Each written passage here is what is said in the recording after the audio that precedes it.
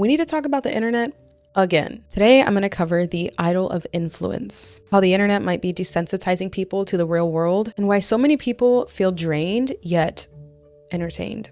Let's talk about it.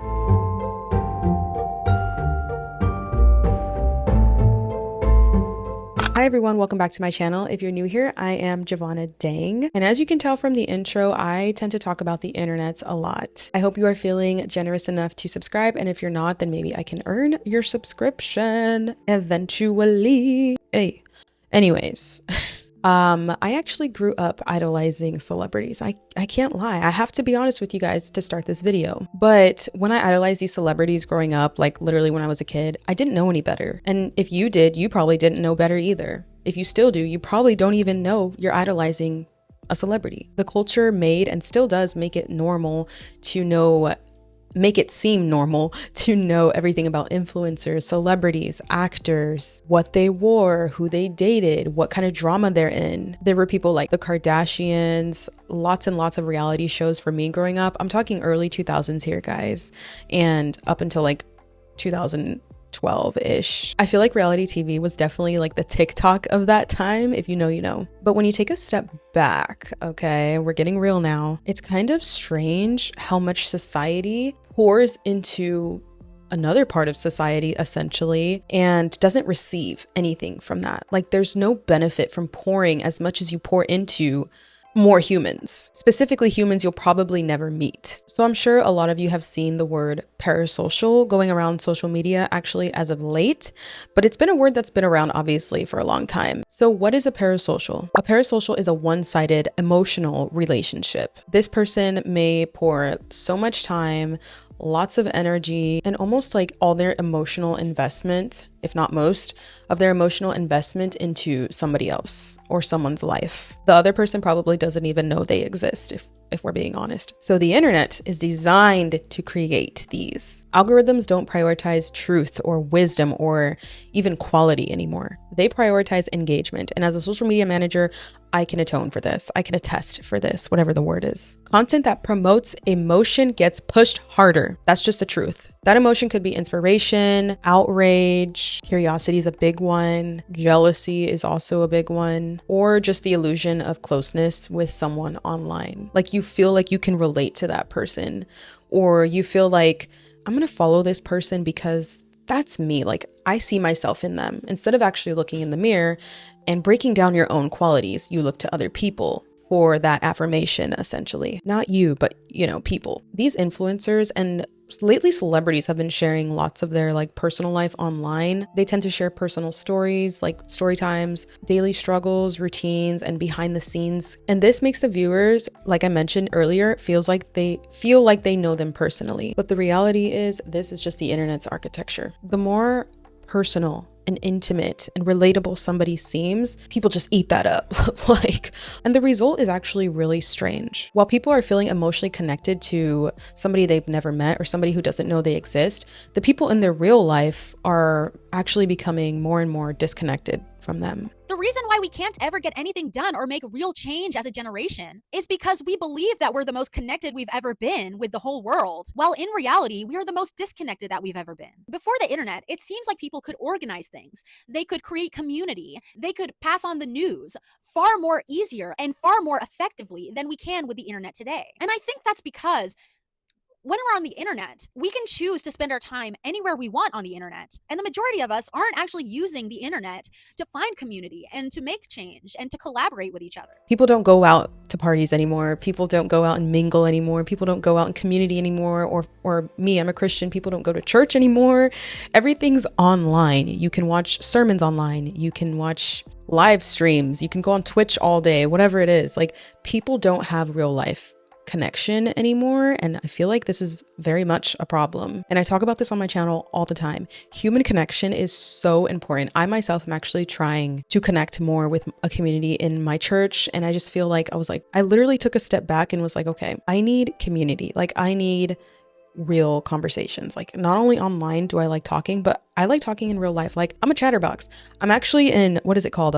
Introverted extrovert, extroverted introvert, where it's like I feel like I'm going to be introverted, but once I talk, I'm like one of those people. I don't know what it's called, but yeah, that's me. Society has essentially normalized wanting to know and knowing somebody's morning routine and absolutely never going to their neighbor's door and asking them if they want like cookies or something. Like, I don't know. Like, it's just not the same as it was back in the day when my parents grew up in. Do you know what I'm saying? I do want to look at this from another lens. Like I mentioned, I am Christian, and the Bible, if you know, talks about idols constantly. And when people hear idols, they usually think of like an ancient statue or something that's literally just like an object. But biblically speaking, the Bible talks about how anything that takes away your heart's posture away from God is an idol. So social media can be an idol. A celebrity can be an idol, because in Christianity, if you idolize something, it's not going to fulfill you. Only God can fulfill you. I feel like in society, idols can be statues, but it's more of like an influence that people have on others. That itself is an idol. Social media is not a real place. Like, I don't know why y'all steady idolizing these people's lives that y'all do not know. Basically, anytime after COVID, I feel like online presence and influence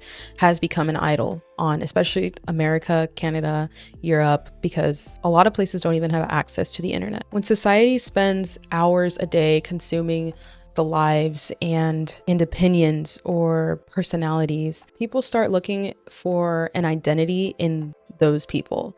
They start to feel like they're belonging, and they feel validated, and even start to feel almost like purpose driven. This is the perfect and prime example of what you call idolatry of influence. Some of y'all are not gonna like this one, but celebrity worship is a form of psychosis. Why are you idolizing people that would genuinely step over your dead body? Stop. I don't know about you, but I'm tired of famous people flexing their lives. I'm tired of big influencers, not all, but most big influencers kind of showing off their life. It's like a spirit check. Like, it literally checked my spirit, where I was like, I'm giving this person like money by viewing their, a day in the life of a millionaire. Like, huh? But going back to like people finding like their purpose and like fulfillment in influence and celebrities and influencers, I want you and anybody watching this to kind of meditate on something. When was the last time you watched something and remembered it? Like, you watched something, maybe you laughed at it. So my light turned off behind me. Sorry if you guys witnessed that. That was really weird. No, it's Bluetooth, so sometimes it died. Sometimes it dies. So like I was saying, when was the last time you guys watched something and consumed something? Maybe you laughed at it and thought about it a week later. Maybe you remember parts of it, sure, but did it actually affect your life in a meaningful way? Did it leave you feeling fulfilled? Or did it just pass through your mind like most of the things you scroll through on TikTok? So I actually made a list of things that I personally believe are like the idols of influence in today's culture. So I'm going to actually read them to you guys from my notes. So the first ones I have is fandoms. Okay, can we talk about the fandoms for a second? It's kind of a little crazy. Okay, I was a fangirl at one point, and I stepped back and I was like, this is getting a little out of hand, like out of pocket. Like, I feel like this is unnecessary behavior. Stan accounts, like making whole accounts that are dedicated to one celebrity or one influencer. Self-explanatory. Celebrity scandals. Do we really care? Like, unless it's like, you know, something like, oh, they were trafficking or something like that. My light's back on and I'm hoping she stays. This is where things get really interesting. When you start looking at culture patterns, something feels almost predictable. Whenever something serious in the world happens, like a huge celebrity moment also happens directly after. Have you guys noticed that? When Jeffrey Epstein was arrested in 2019, I think it was, celebrity drama was like exploding. Like, nobody wanted Jeffrey Epstein to get caught. Like, he probably had so many NDAs that were signed, and like people working with him, and they were like, oh my God, we're gonna get exposed. When Sean Diddy Combs was arrested, people like blew it off and started talking about other influencer drama and celebrity gossip. I remember seeing like such a dystopian edit on TikTok of like the Met Gala happening and then the war happening in Israel. It was like side to side. It was literally the scariest thing. And honestly, like a reality check for me. Stuff like that is so weird. Like, I don't care about the Met Gala. Like, the world is falling apart. Like, there's literally a war in Iran right now. Why are we talking about Kylie Jenner? And I feel like they're kind of conditioning us to be like nonchalant about world events and current events, which sucks.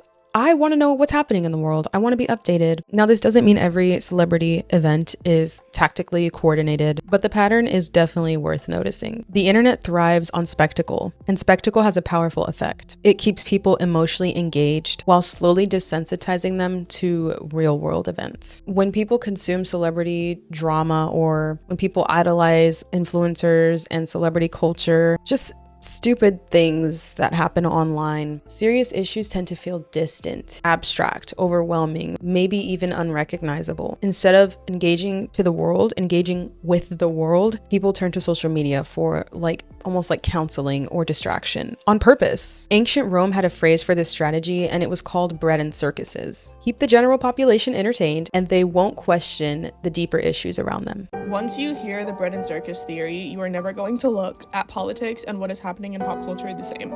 Do you think it's a coincidence that everyone is talking about the Grammys when the Epstein files were just released? 3.5 million pages of the Epstein files. So what do we do about this?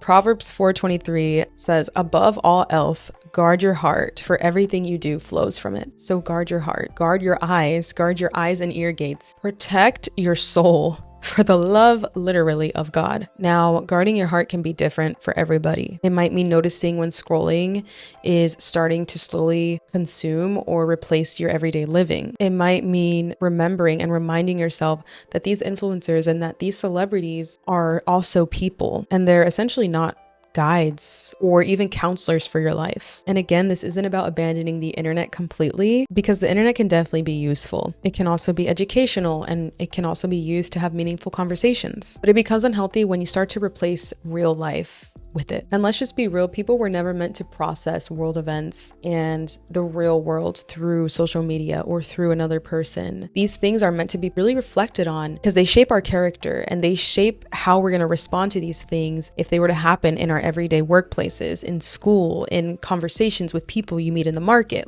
It's important to structure your life around real life. I cannot stress that enough, especially on this channel. Anyways, thank you guys so much for watching this video.